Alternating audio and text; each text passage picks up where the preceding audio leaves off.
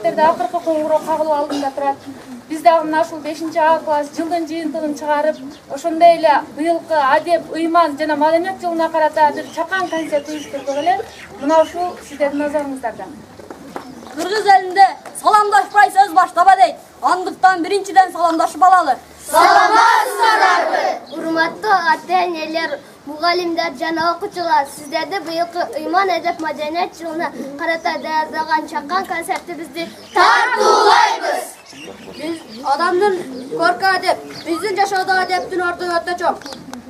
Адептүү адам ар дайым кичипейил сулук болот.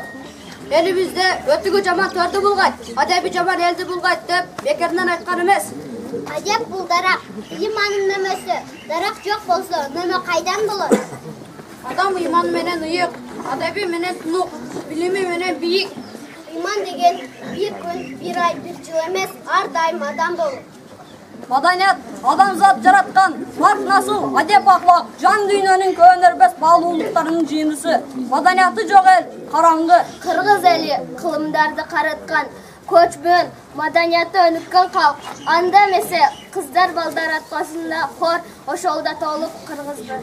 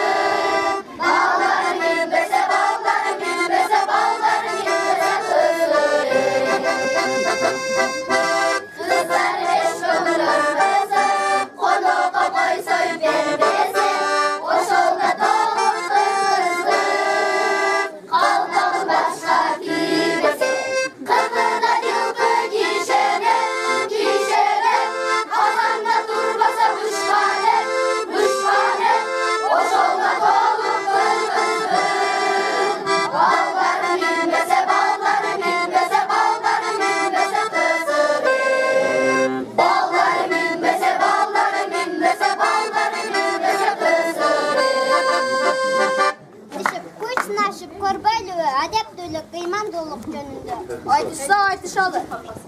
Ак керек, көк керек, бизден силерге ким керек? Айдан ай керек, айдан башы керек. Бала салынбай, бизге берен өзү керек. Ак керек, көк керек, бизден силерге ким керек? Айдан ай керек, айдын башы тегерек. Макалда камчы салдырбыз, бизге кадирдин өзү керек. Адебиңди жашыңдан сакта. Адам көркү адеп. Адеби жок жигит жүгөн жак атка окшош. Адеби жок кыз кабагына итке окшош. Адам акылы менен адам. Жакшыга жанаш, жаманга андаш. Жакшы бала астаста, жаман бала бир паста. Жакшы атка бир камчы, жаман атка миң камчы. Чириген ооздан чириген сөз чыгат. Кар. Атанын сөзү акылдын көзү. Карысы бардын ырысы бар. Жакшы тонун жакасы бар, жеңи жок. Жакшы адамдын ачуусу бар, кеги жок. Ынтымак болбосо ыркын качат. Жакшы бала элпек, жаман бала тентек. Ынтымак бакытка жол ачат. Макал. Жайда балык такал.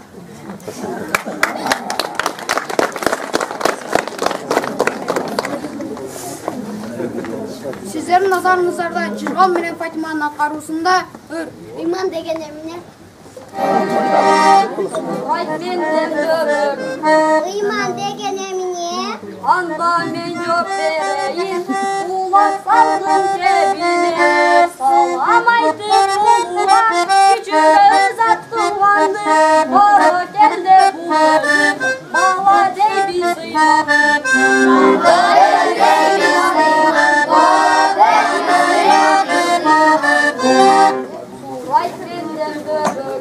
Ыйман деген эмне? Анда мен жооп берейин, улап салдым жебине. Автобусқа баратсаң, келип калса жаныңа, тарап кетпей тескери, орун бергин карыга.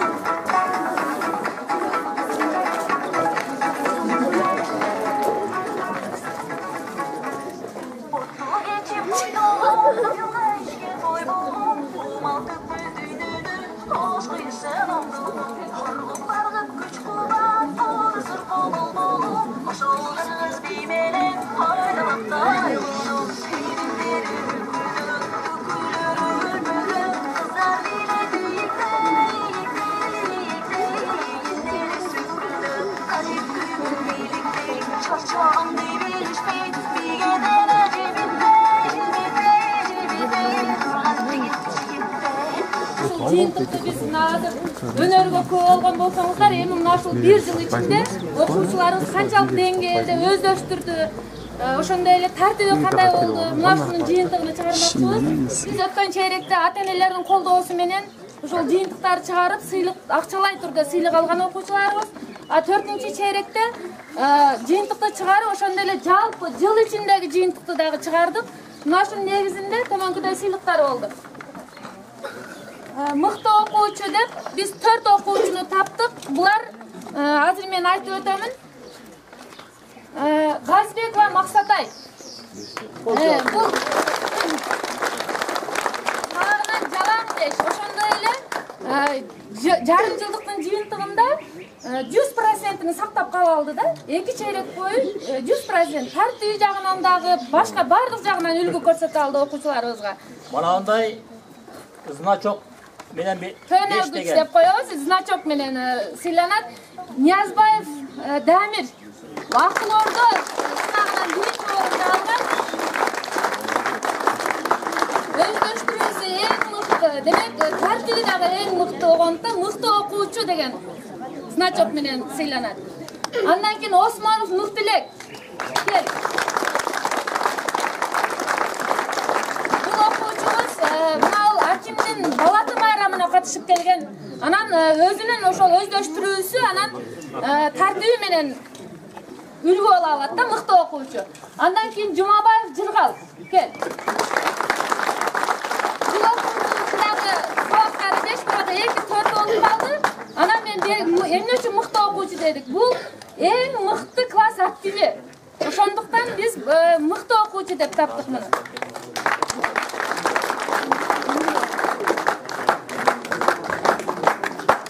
Андан кийин 3 үлгүлүү окуучу деп таптык. Бул үлгүлүү окуучулар ошол баягы мыкты окуучуларга жетейин деген деңгээлде турат да булар.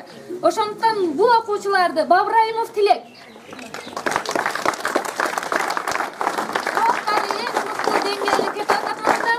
Тартиби менен окуусу менен башкаларга үлгүлүү боло алат. Үлгүлүү окуучу деген а? Гүзара, Жолчуек кызы Гүзара сыйланат.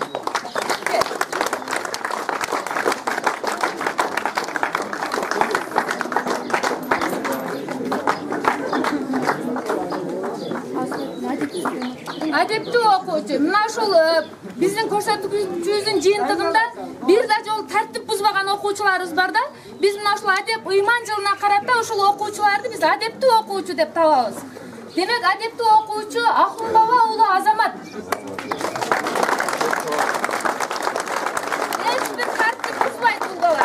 Ошондуктан адептүү окуучу деп таптык. Ошондой эле Ботобекова Фатима.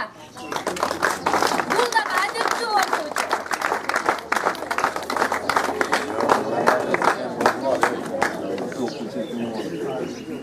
Адептүү окуучу ошондой эле бизде Турдалиева Сезим. Эле үлгүлүү окуучуларыбыз, жаңы бир окуучубуз айтылбай кетиптир. Бул Айдрасул кызы Айбина. Бул дагы отличниктер катарына бир аз калды да. Ошондуктан үлгүлүү окуучу деп таптык. Ошондой эле окуудагы жана үлгүлүү жүрүш-турушу менен ошол класска өзүнүн бир же болсо жетишкендиги бар окуучулар бар. Окуудагы жетишкендиги үчүн Баятов атындагы орто мектебинин окуучусу Арсланбек уулу Гүлжигит сыйланат.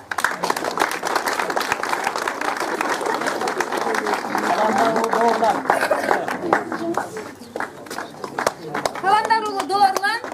Рустам кызы Жайнагүл. Үлгүлүү жүрүш-туруш үчүн Рустам кызы Жайнагүл сыйланат.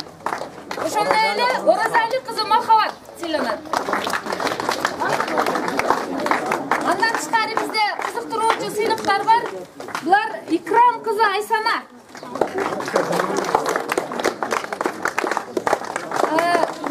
Mukarramova Gülperi. Hayır. Manasulu Kurmanbek.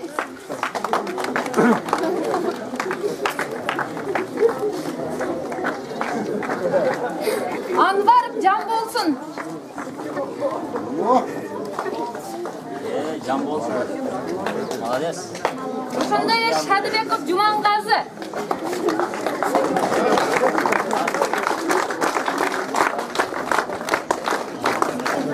Мына демек окууларыңарга ийгилик урматтуу окуучулар. Мындан кийинки жылда дагы силер бардыгы үлгү боло аласыңар деп ойлойм мен.